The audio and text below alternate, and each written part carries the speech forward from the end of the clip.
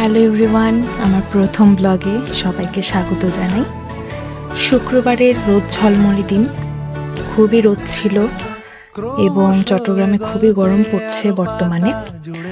Plan করেছি একটু বের হব, বান্ধবীর সাথে একটু বের হব। যেই কথা সেই কাজ, বেরিয়ে পড়লাম রেডি হয়ে বান্ধবীর সাথে দেখা করতে। আমার লোকেশন হচ্ছে জামাল খান। জামাল খান এই ফুলগুলো দেখে খুবই সুন্দর লাগছিল, তাই একটু স্ন্যাপ নিয়ে নিলাম। এরপর আমি চলে যাই জামাল খান বাতিঘরে। আমার কিছু কাজ ছিল, শুক্রবার খুবই বিজি ছিল বাতিঘর, কারণ সকলে বই পড়তে এসেছে, বই কিনতে এসেছে। এই দুটো বই আমি দেখছিলাম এবং তার মধ্যে আমি একটি পারচেসও করেছি। এরপর আমার কাজ শেষে আমি বের হয়ে যাই, কারণ আমার ফ্রেন্ড কল করেছে যে সে চলে এসেছে। আমরা দুজনে অনেস্ট ক্যাফেতে মিট করব, যেটা বাতিঘরের অপোজিটেই। ঢুকতেই এত সুন্দর একটি পরিবেশ, ফ্রেম বন্দি করা কিছু ইতিহাস সেখানে রয়েছে।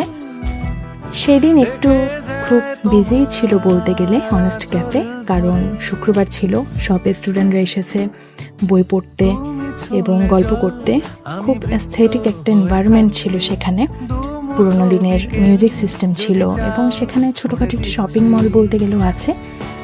এবং আমরা ঢুকছি, দেখাই তো যাচ্ছে খুবই মানুষ, সকলে বই পড়তে এসেছে, গল্প করতে এসেছে বন্ধু বান্ধবীদের নিয়ে।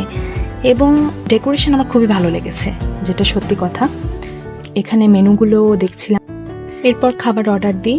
খাবার আস্তে আস্তে আমি আমার ফ্রেন্ড একটু স্ন্যাপ নিচ্ছিলাম এবং আমি আমার নিজেকে একটু দেখছিলাম, ভং করছিলাম আর কি। এরপর আমাদের খাবার চলে এলো, আমরা দুটো ক্যাপুচিনো নিয়েছি এবং চিকেনের একটা আইটেম নিয়েছি। খাবার ভীষণই ভালো, কোয়ালিটি খুবই ভালো। এরপর কিছু বই দেখছিলাম, এই বইটি আমার খুব ভালো লেগেছিল, আমি পড়ছিলাম একটুখানি। এরপরে সবশেষে একটু শপিং মলটা ঘুরে দেখছিলাম কি আছে না আছে এগুলোই। বের হয়ে দেখি অন্ধকার হয়ে আসছে, সন্ধ্যা নেমে এসছে। আমি আপনাদের সুবিধার্থে লোকেশনটা একবার বলে দিই।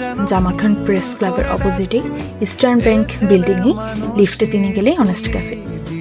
সবশেষে বাসায় ফেরার পালা, বান্ধবীকে বিদায় দিলাম। আমার ভিডিওটা আজকে এই পর্যন্তই। কেমন লাগলো জানাবেন এবং সাবস্ক্রাইব করে পাশে থাকবেন।